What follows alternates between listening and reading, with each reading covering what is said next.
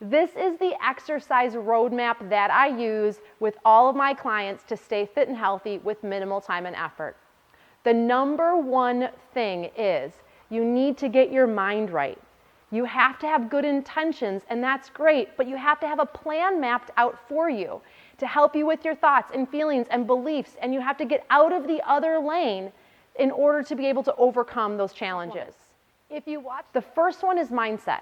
Mindset is essential because what you're thinking plus what you're feeling dictates your daily life. 95% of your thoughts by the age of 35 are repetitive thoughts, habitual thoughts. This means that even if you have good intention, if you don't have a plan behind your thoughts and accountability and motivation, more than likely you're just going to repeat the same cycle over and over and over again. We're going to help you make a plan, and we're going to help make that plan successful. Number two.